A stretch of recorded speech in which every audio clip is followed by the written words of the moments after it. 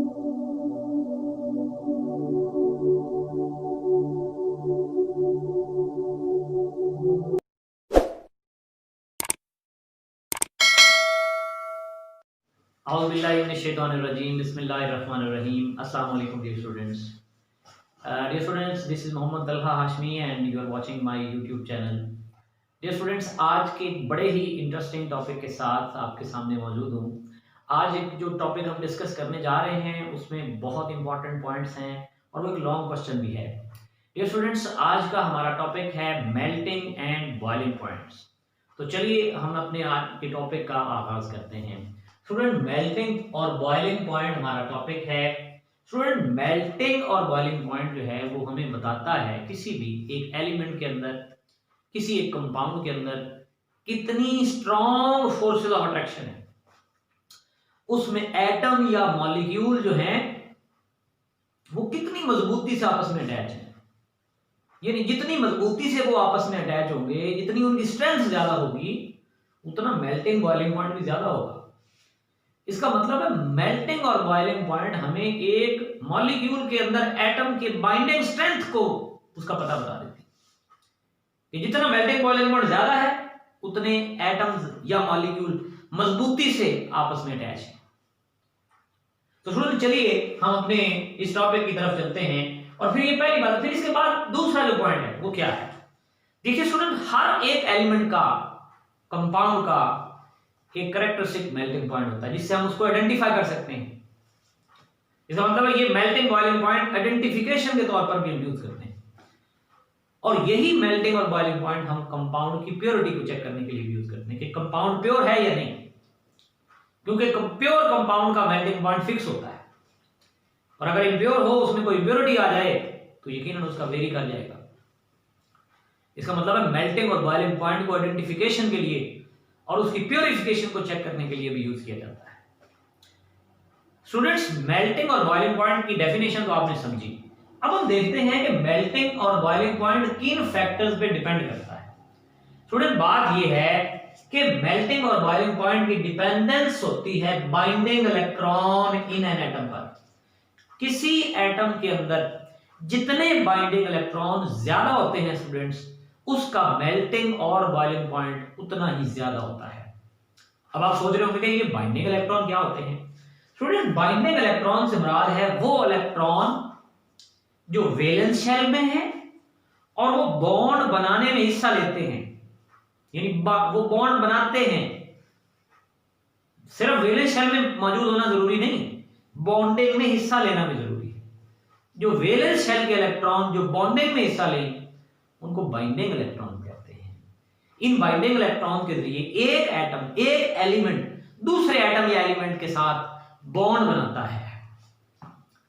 जितने binding electron ज्यादा होंगे उतना बॉन्ड मजबूत बनेगा। इसका मतलब है स्टूडेंट्स, बात यह है कि बाइंडिंग इलेक्ट्रॉन की मिसाल को देखने के लिए मैं आपको एक छोटी सी एग्जांपल देता हूं।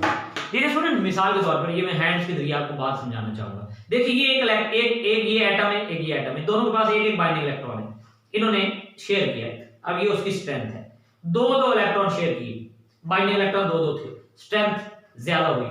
तीन इलेक्ट्रॉन शेयर किए, बाइंडिंग इलेक्ट्रॉन और ज्यादा हो गए, मजबूती ज्यादा हो गई। चार इलेक्ट्रॉन थे और ज्यादा हो गई। अगर पांच हो जाए तो इसका मतलब बाइंडिंग और ज्यादा हो जाएगी। इसका मतलब है students, greater is the number of binding electron in an atom or an element, greater will be the melting and boiling point of the corresponding element or compound. तो स्टूडेंट्स, आज के लेक्चर में यही बात हम डिस्कस करने जा रहे हैं। हम पीरियोडिक टेबल के हवाले से यकीनन बात करते हैं और पीरियोडिक टेबल में इसका ट्रेंड यकीनन बड़ा इंपॉर्टेंट है और इसका ग्राफ पीरियड के अंदर बनाना हमने, that is very very important students. तो चलिए हम सबसे पहले ट्रेंड इन पीरियड देखते हैं। स्टूडेंट, ये ग्राफ आपके सामने मैंने बनाया है। इस ग्राफ को समझना बहुत जरूरी है, आपकी तवज्जो बड़ी जरूरी होनी चाहिए। स्टूडेंट्स, बात ये है, कुछ इंपॉर्टेंट बातें, जैसे कि मिसाल के तौर पर ये जो बाइंडिंग इलेक्ट्रॉन है पीरियड में वैसे इसे इंक्रीज करना चाहिए, इंक्रीज करता, लेकिन इसमें काफी सारी एक्सेप्शनल बिहेवियर्स हैं। वो क्या है बेटे, ये जो मेल्टिंग और बॉइलिंग पॉइंट है increases from group 1A to group 4A, ये बात माइंड रखिएगा। ये मेल्टिंग और बॉइलिंग के दो सेक्शन बना लेते हैं, एक ग्रुप 1A से ग्रुप 4A तक। हमने कहा यहां पर मेल्टिंग बॉइलिंग पॉइंट इंक्रीज करता है, तो उसकी वजह हमने जानना चाहिए कि ये मेल्टिंग और बॉइलिंग पॉइंट क्यों इंक्रीज करता है ग्रुप 1A से ग्रुप 4A तक। तो हमें पता चला कि 1A से 4A के अंदर हमारे पास नंबर, किसका number, number of binding electrons, वो क्या हो रहा है students, number of binding electrons is increasing. Binding electron जो हैं वो क्या कर रहे हैं, binding electron are increasing from group 1A to group 4A। Period में जा रहे हैं लेफ्ट टू राइट। अब जरा तवज्जो कीजिए, वही तीन ग्रुप्स जो हम बार बार मैं आपसे डिस्कस कर रहा हूं, वही तीन ग्रुप्स स्टूडेंट्स, हाइड्रोजन और हीलियम। हाइड्रोजन के पास एक बाइंडिंग इलेक्ट्रॉन, हीलियम के पास कोई नहीं, हाइड्रोजन का ज्यादा, हीलियम का कम, मेल्टिंग बॉइलिंग पॉइंट। मेजर हमारा काम शुरू होता है लिथियम से। लिथियम देखिए ग्रुप 1A में है, मेल्टिंग पॉइंट ये। फिर बेरिलियम ग्रुप 2 में, binding electron 2, boron binding electron 3, carbon binding electron 4। इसका मतलब आप देखिए what is happened, that melting and boiling point has been increased from group 1A to group 4A. Why it has been increased? Due to increase in number of binding electrons in the valence shell of an atom. तो जैसे binding electron बढ़ते गए, इनमें strong force of attraction develop होती गई और melting point increase होता गया। स्टूडेंट फिर आगे चलते हैं, जब हम आगे डिस्कस करते हैं बात को, तो देखिए एक शार्प डिक्रीज, बहुत आप कह लीजिए कि बहुत ज्यादा डिक्रीज आ गई। हमने कहा ये क्या बात हुई स्टूडेंट्स, पहले मेटल्स थी हमारे पास, strong electrostatic force of attraction रखने वाली मेटल्स थी, जिन्होंने इसने एक इलेक्ट्रॉन जो है वो लूज किया इस इलेक्ट्रॉन पूल थ्योरी के मुताबिक, फिर इसने 2 इलेक्ट्रॉन लूज किए इलेक्ट्रॉन पूल थ्योरी के मुताबिक, इसने 3 इलेक्ट्रॉन लूज किए। और कार्बन आप जानते हैं जायंट स्ट्रक्चर रखता है in the form of diamond,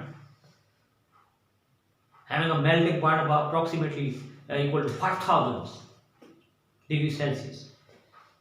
इसका मतलब ये हुआ कि आप नीचे जब हम जाते हैं तो नाइट्रोजन आ जाता है, nitrogen exist in the form of ammonia in the gas.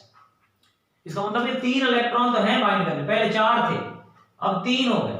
Oxygen में कितने, 2, फ्लोरीन में कितना, 1, नियोन में कितना, कोई भी नहीं।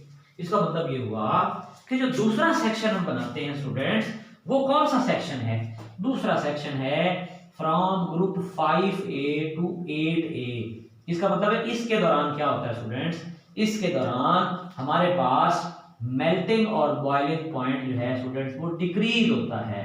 क्यों डिक्रीज होता है, क्योंकि जो स्टूडेंट्स बाइंडिंग इलेक्ट्रॉन हैं उनकी तादाद डिक्रीज होती है। इसलिए आप देखें हमने पीरियड 2 के अंदर देखा तो ये भी ट्रेंड था, पीरियड 3 में आ जाता ना मुझे एल्यूमिनियम से प्यार, सिर्फ क्लोरीन आर्गन, सिंपल याद करना। देखिए क्या trend, sodium group 1A, magnesium 2A, aluminium 3A। इसका मतलब है starting from group 1A and going towards group 4A, what happened, we have seen an increase, gradual increase in the melting point, but then what happened, then there is similar decrease which we have already shown in the melting point of phosphorus and sulfur। क्यों, binding electron 3 हो गए, binding electron 2, binding electron 1 और binding electron कोई भी नहीं। लेकिन आप देख रहे हैं यहां पर एक एक्सेप्शनल बिहेवियर है स्टूडेंट। वो एक्सेप्शनल बिहेवियर क्या है कि फास्फोरस 3 बाइंडिंग इलेक्ट्रॉन रखता है, सल्फर 2 रखता है। सल्फर को नीचे आना चाहिए था जैसे ये नाइट्रोजन के नीचे ऑक्सीजन, लेकिन स्टूडेंट्स ये डिपेंड करता है इनकी नेचुरल एग्जिस्टेंस पर, इनकी क्रिस्टल के अंदर नंबर ऑफ एटम्स जो आपस में बाइंड होते हैं। स्टूडेंट फास्फोरस P4 में एग्जिस्ट करता है और जो सल्फर है student you know that orthorhombic और मोनोक्लिनिक S8 में एग्जिस्ट करता है। इसका मतलब है इसका जो मॉलिक्यूल है उसमें 8 सल्फर के एटम आपस में कंबाइन होते हैं, इसका जो मॉलिक्यूल उसके अंदर 4 सल्फर के एटम आपस में कंबाइन होते हैं। इसलिए इसकी स्ट्रेंथ इसके स्ट्रेंथ से ज्यादा है, इसमें ज्यादा पैकिंग, ज्यादा है एटम्स। बाकी हमारे पास ये एक्सेप्शन आ गई। तो ये स्टूडेंट्स आपके पास जो है वो मेल्टिंग और बॉइलिंग पॉइंट का ट्रेंड है किसमें, yes, in a periodic table in a period moving from left to right. 2 बातें माइंड में आई, increases from group 1A to group 4A due to increase in number of binding electron. and then it decreases from 5A to 8A due to decrease in the number of binding electrons. तो चलिए students, अब हम आगे चलते हैं। इसके बाद students हम बात करेंगे मेल्टिंग और बॉइलिंग पॉइंट की, और स्टूडेंट इनका ट्रेंड देखेंगे कहां पर, ग्रुप के अंदर। स्टूडेंट बात ये है, देखिए मैं बात करता हूं ग्रुप के अंदर, ये देखिए मेरे पास मैं लिथियम की बात कर लेता हूं, चलिए सोडियम है मेरे पास, और इसी तरह बेटे मेरे पास नेक्स्ट में आगे चलता जाता हूं।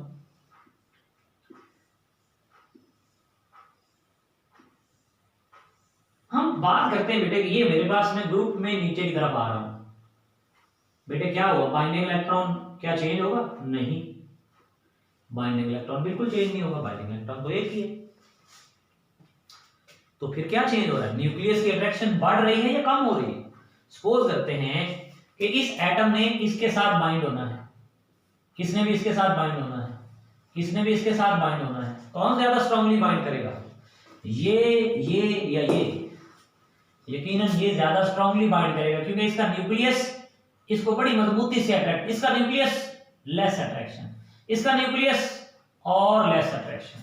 इसका मतलब है स्टूडेंट्स, ये बात याद रखिए कि जब हम डाउन द ग्रुप मूव करते हैं तो स्टूडेंट जो मेल्टिंग पॉइंट और बॉइलिंग पॉइंट होता है वो यूजुअली क्या करता है, वो यूजुअली डिक्रीज करता है students, it decreases from top to bottom in a group. लेकिन हम जहां पे एक एक्सेप्शन जो है वो पढ़ते हैं, और वो एंट्री टेस्ट के हवाले से भी बड़ी इंपॉर्टेंट है, हमारे एमसीक्यू के हवाले से भी बड़ी इंपॉर्टेंट है।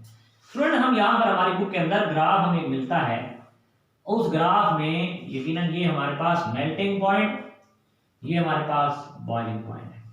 स्टूडेंट देखिए हमारे पास जो दूसरा हमारा पीरियोडिक टेबल का ग्रुप है अल्कलाइन अर्थ मेटल्स का, ये मौजूद है, beryllium.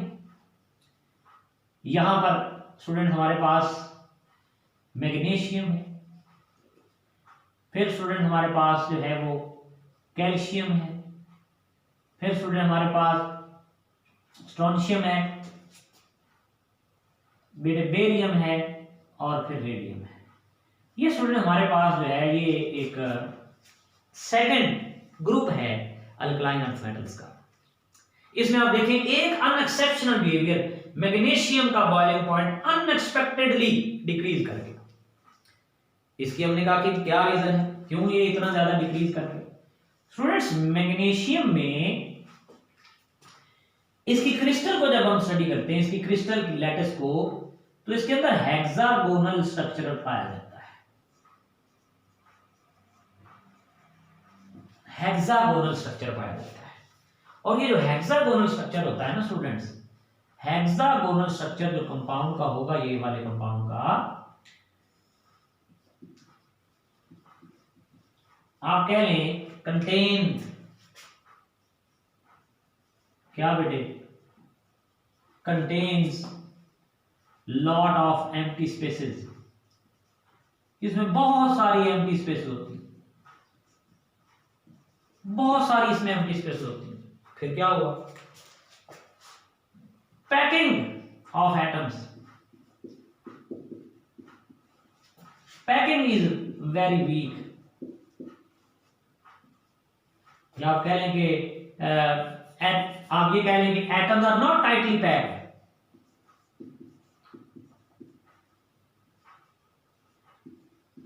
Not tightly packed,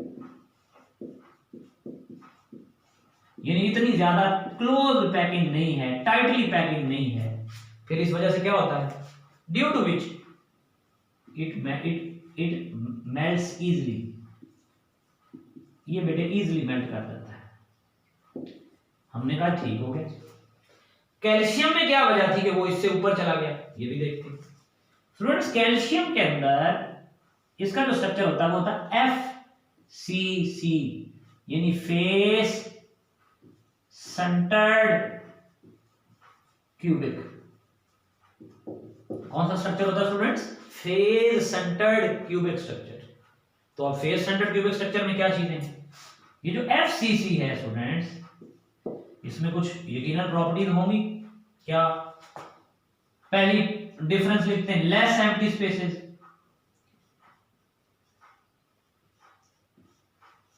less empty spaces पाई जाती हैं। दूसरी प्रॉपर्टी दिखते हैं बेटे, एटम्स आर टाइटली पैक्ड,